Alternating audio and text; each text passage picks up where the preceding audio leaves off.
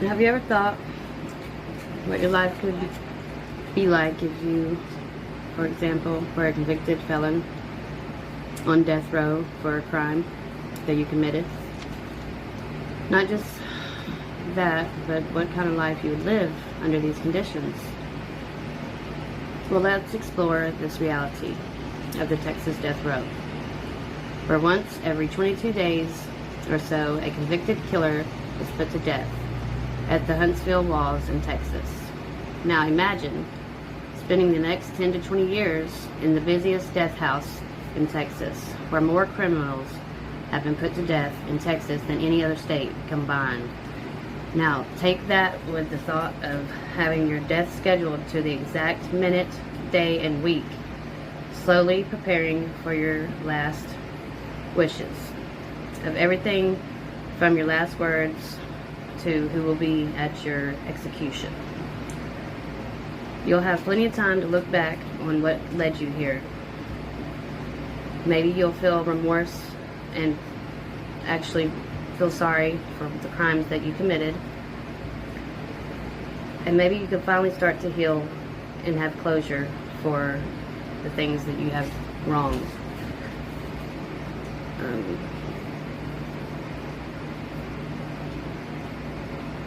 You're boxed inside of a cage and you feel like a soul without a purpose. You ponder your life on the Polosky unit in Livingston, Texas, where they house death row inmates.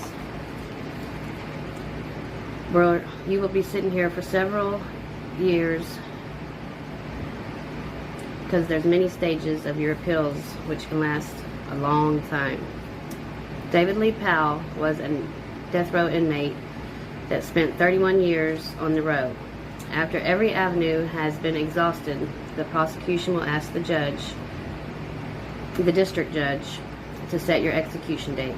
From there, you have 2 to 3 months until the day comes for your execution.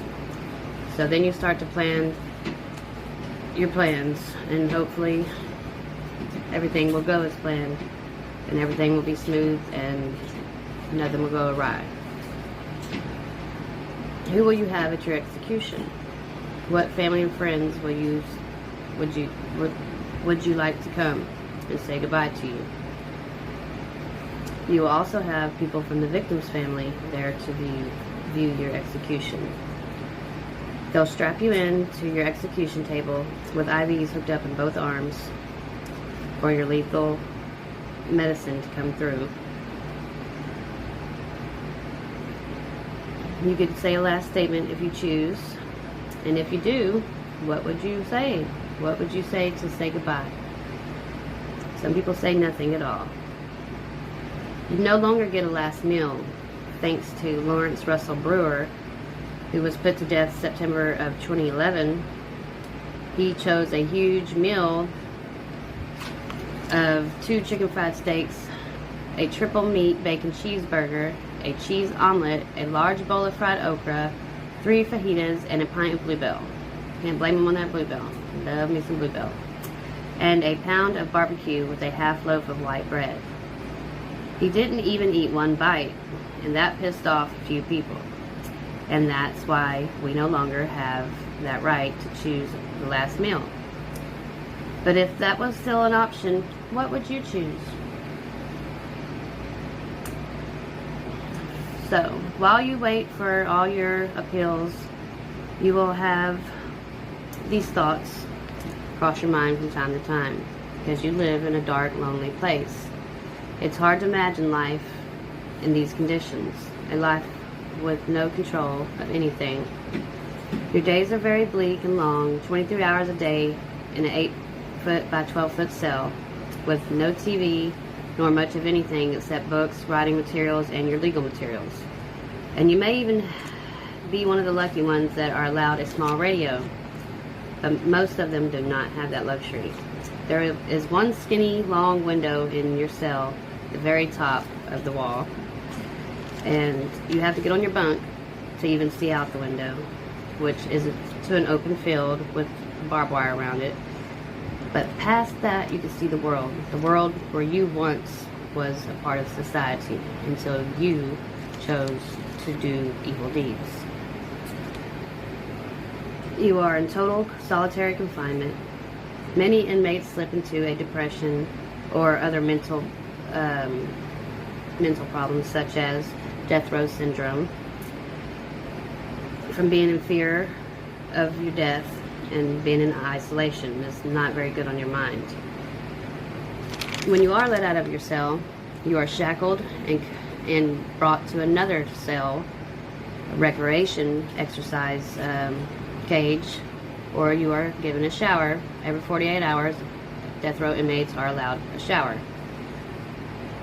You will never have human contact again with your family and friends. No hugs, no kisses, no goodbye, no handshakes, nothing.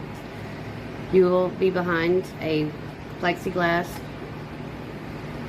and you will have to talk on the phone through a glass. You can never really understand the pain or heartache that you impose on the victim's family. You took their loved one away from them, and this you will have to pay the ultimate price. It must be unbearable to know that your life is all controlled and brought down to one decision that you made. The food in prison, in Polosky prison, is some of the most deplorable food that they can serve. Unfit to eat, has been known to have maggots and sticks in the food. Very low nutritional value. Some people even are on the verge of starvation.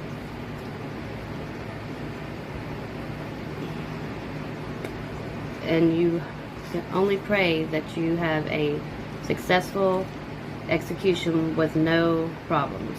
Because if you have a botched execution, you could be anywhere from 1 to 2 hours before you die.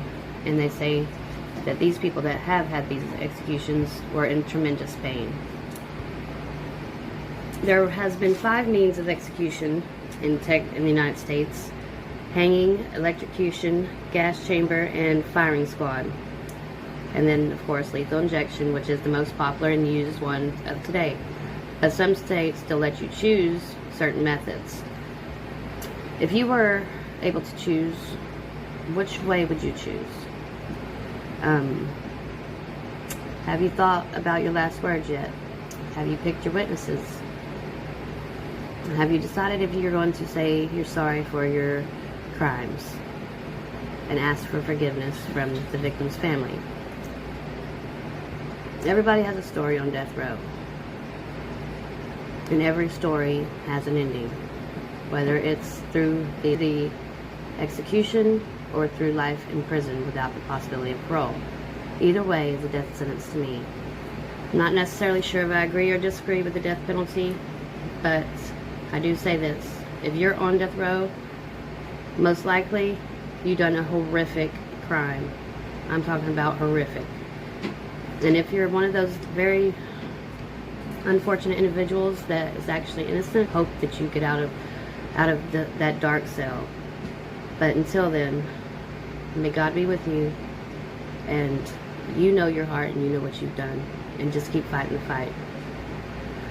But for the ones that are guilty, I can say this: if it was one of my family members that was a victim of your crime, I would say yes, I would be for the death penalty. But do I think people under the age of 18 should be put to death? No. Or life in prison? No.